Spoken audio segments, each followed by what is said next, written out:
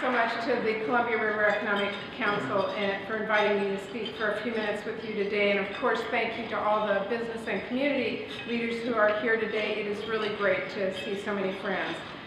Now, as some of you may know, this year I am taking on the critically important and very exceedingly tough task of chairing the Senate Budget Committee.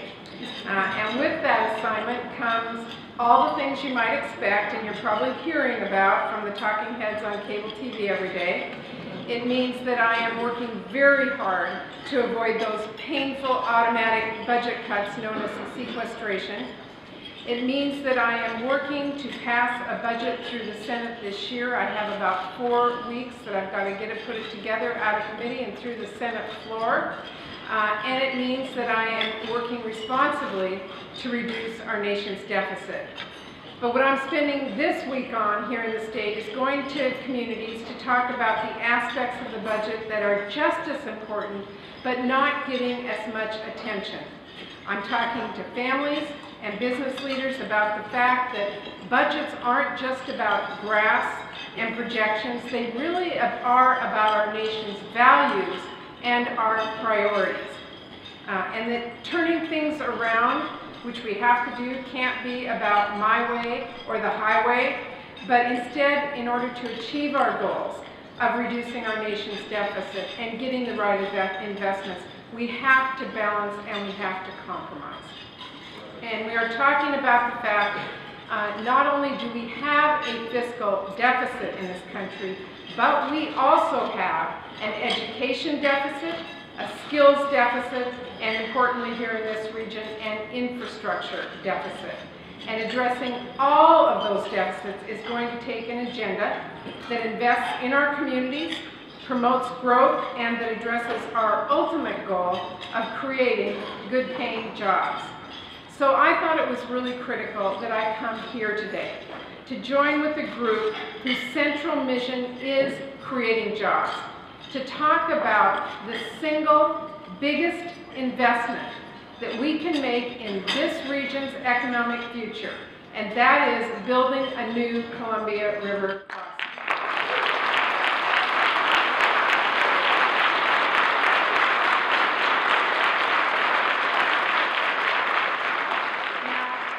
I know there's no shortage of controversy here about a number of aspects of this project. In fact, I'm sure there's no shortage of disagreement here in this room today.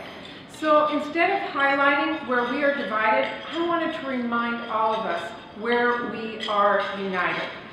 Everyone in this room knows the current bridge is a piece of World War I era infrastructure and has to be replaced.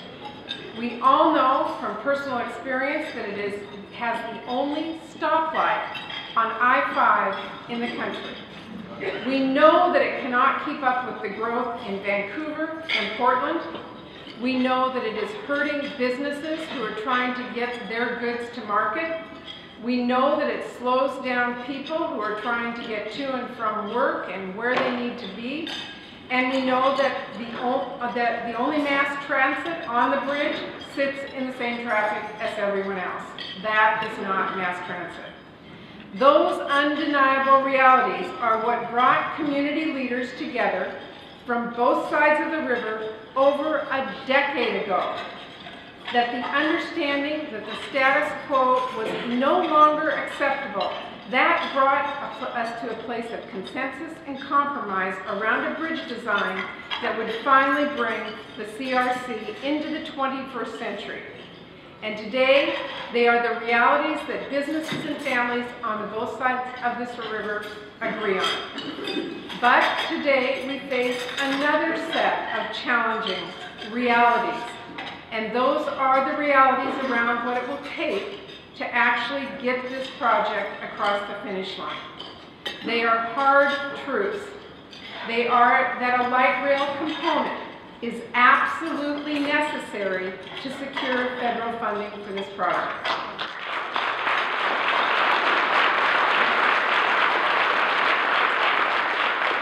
It is the hard truth that local revenues and tolling will also be needed.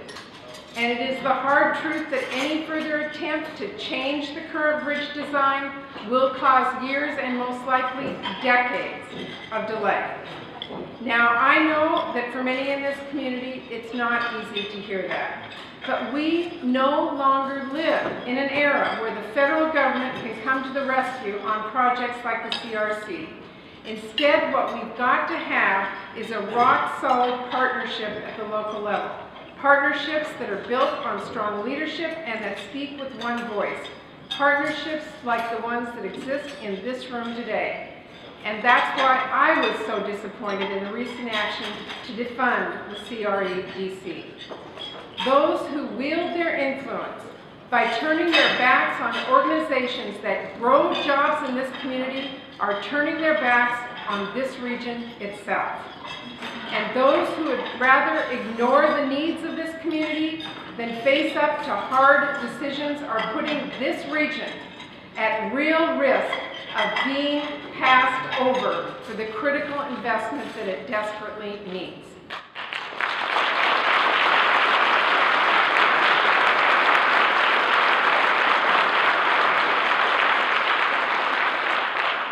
The truth is, there are too many parts of our state, and for that matter, too many communities across this entire country who are presenting a unified support behind their road and bridge projects.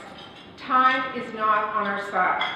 Clark County residents have suffered a lot in this recession, and any step back from this project will only imperil our efforts to create jobs even further. So that's why we can't delay. We cannot allow this bridge or the support that exists for it moving forward to crumble before we replace it. No plan is perfect. I have worked on many transportation projects in this state, in this region, and in this country. But this is a plan that has been agreed on and studied time and time again, and we cannot throw out a decade of planning over $160 million in investment and start over again.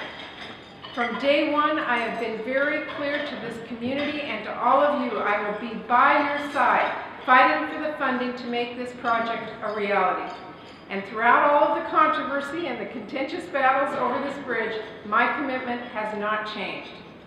I need you as a partner. I need people in this room to lead. I need you to ignore those who would rather deny the facts on what it will take to secure federal funding rather than step up to the plate and help us deliver the support we need. And I need you to take the same spirit of cooperation that led leaders with competing priorities to agree on a unified vision to replace this bridge over a decade ago. Only then are we going to be able to compete for the funding that we need to build this bridge. So I really appreciate the opportunity today to talk to all of you. I know this project is the right thing for this region. I know the times ahead are challenging, as they always are in every community that takes on a regional project like this. But you are here to build the economic development for the future, for the generations that follow you. Let's stand up and lead. Let's get this project done and leave the next generation without this controversy. Thank you very much.